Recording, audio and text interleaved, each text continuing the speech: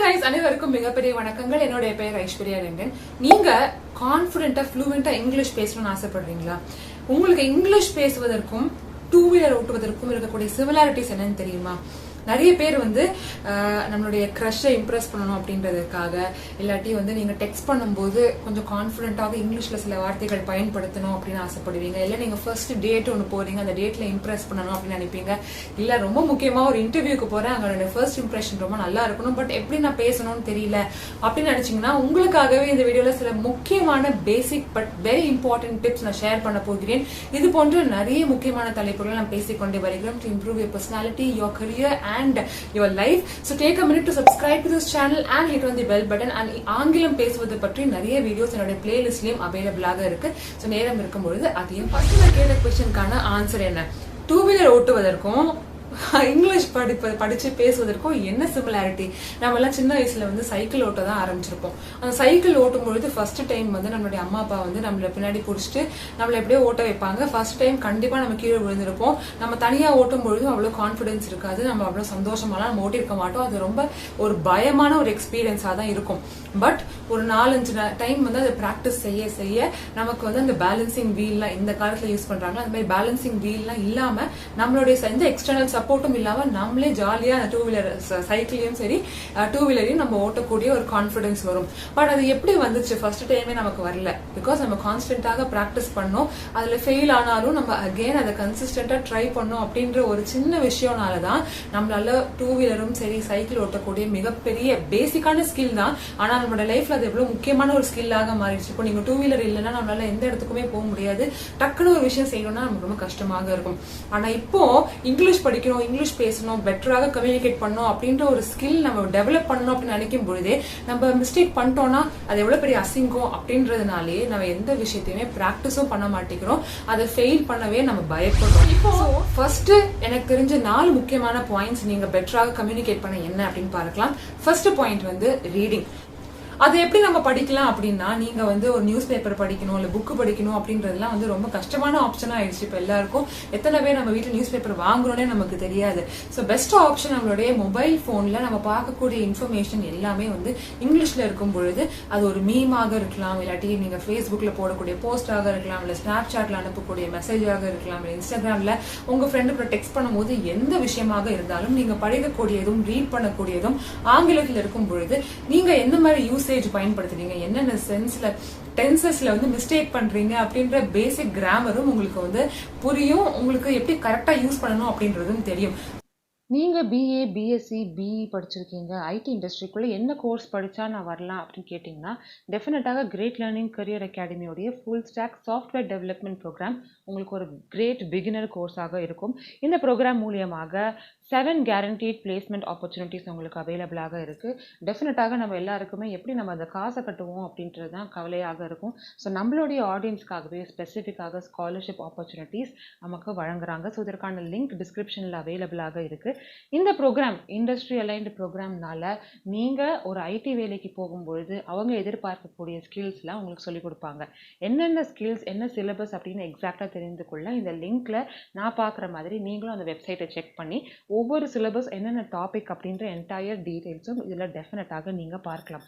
இந்த ப்ரோக்ராமை நீங்கள் படித்து முடிக்கும் பொழுது உங்களுக்கு அலாங் வித் தேட் அவங்க கோர்சஸோட சேர்ந்து உங்களுக்கு ப்ராஜெக்ட்ஸும் அவைலபிளாக இருக்குது. ஸோ நீங்கள் என்னென்ன ப்ராஜெக்ட்ஸில் ஒர்க் பண்ணுவீங்க அப்படின்ற டீட்டெயில்ஸும் இதில் இருக்குது. பட் அலாங் வித் திஸ் உங்களுக்கு எப்படி நீங்கள் இன்டர்வியூக்கு ப்ரிப்பேர் ஆகணும், நீங்கள் எப்படி அந்த பிளேஸ்மெண்ட்டில் சக்ஸஸ்ஃபுல்லாக வெளியில் வரும்பொழுது ஒரு வேலையோடு வரணும் அப்படின்ற என்டையர் ப்ரிப்பரேஷன் வீடியோஸும் இவங்க உங்களுக்கு கைடன்ஸ் இருக்குது. இவங்களுடைய ப்ரோக்ராம் ஆன்லைன் அண்ட் ஆஃப்லைன் மோடில் அவைலபிளாக இருக்குது. ஆஃப்லைனில் படிக்கணும்னு ஆசைப்பட்டீங்கன்னா சென்னை, பெங்களூர், ஹைதராபாத் லொக்கேஷன்ஸில் அவங்க கிளாஸ் ரூம் ப்ரோக்ராம் வழங்குறாங்க. இதை யார் படிக்கலாம் அப்படின்னா, நீங்கள் ஃபைனல் இயர் படிக்கிறீங்க, இல்லை பிளேஸ்மெண்ட் அட்டன் பண்ண போகிறீங்க, இல்லை இப்போ தான் நான் காலேஜ் படித்து முடிச்சிருக்கேன் பட் ஐடிக்குள்ளே நான் வரணும்னா என்ன படிக்கணும்னு தெரில அப்படின்னு நீங்கள் நினச்சிங்கன்னா டெஃபினட்டாக இதை படிக்கலாம். பட் அலாங் வித் தேட் யார் வேணால் ஃபுல் ஸ்டாக் டெவலப்மெண்ட் படிக்கலாம். நான் எப்படி ஃபுல் ஸ்டாக் டெவலப்மெண்ட் படித்ததுனால எனக்கு ஒரு பேசிக்கான ஜோஹோவில் பிளேஸ்மெண்ட் பிளேஸ்மெண்ட் எப்படி கிடைச்சது, நான் எப்படி இன்டர்ன்ஷிப் பண்ணேன், அது என்னுடைய பிஸ்னஸ் அனலிஸ்ட் ரோலுக்கும் எவ்வளோ யூஸ்ஃபுல்லாக இருக்குது அப்படின்னு நான் நிறைய வீடியோஸில் சொல்லியிருக்கேன். ஸோ ஃபுல் ஸ்டாக் டெவலப்மெண்ட் அப்படின்றது ஒரு கிரிட்டிக்கலான ஒரு ஸ்கில் செட், எந்த ரோலுக்கு போனாலும் ரொம்ப யூஸ்ஃபுல்லாக இருக்கும். ஸோ டெஃபினட்டாக ஐடியாவே இல்லை, ஏதாச்சும் ஒன்று படிக்கணும் பட் ஐடிக்கு வரணும், இன்டர்ன்ஷிப்ஸ் பண்ணணும் அப்படின்னு நினச்சிங்கன்னா இந்த ஒரு ஸ்கில் செட் உங்களுக்கு ரொம்ப யூஸ்ஃபுல்லாக இருக்கும். நான் ஆல்ரெடி சொன்ன மாதிரி நம்மளுடைய ஆடியன்ஸ்க்காக ஸ்பெசிஃபிக்காக scholarship opportunities exclusively for Aishwarya Rengan YouTube channel சப்ஸ்கிரைபர்ஸ்க்கு இருக்குது. ஸோ நீங்கள் அந்த ப்ராசஸை மறக்காமல் கோ த்ரூ பண்ணி பாருங்கள். உங்களுக்கு நிறைய கன்செஷன் ரேட்டும் அதில் அவைலபிளாக இருக்கும்.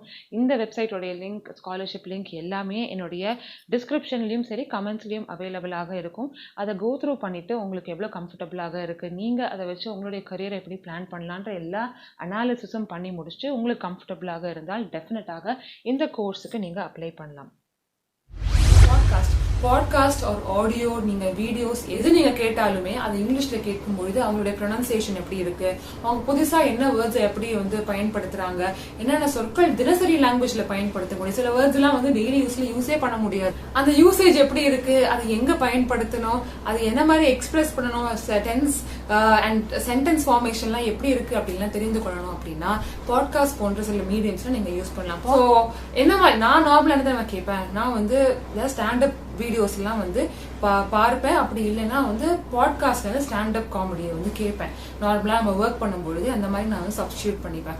ஸோ நீங்கள் நான் கேட்கக்கூடிய ஸ்டாண்டப் காமெடியன்ஸ் பார்த்தீங்கன்னா கெனி செபாஸ்டினா இருக்கலாம், இல்லாட்டி நீங்கள் ஒரு சீரியஸான டாக் ஷோ கேட்கணும் அப்படின்னா டெட் டாக்ஸாக இருக்கலாம். அந்த மாதிரி உங்களுக்கு எந்த டாபிக் பிடிச்சிருக்கோ அது மாதிரி நீங்கள் சப்ஸ்டியூட் பண்ண ஆரம்பிக்கலாம்.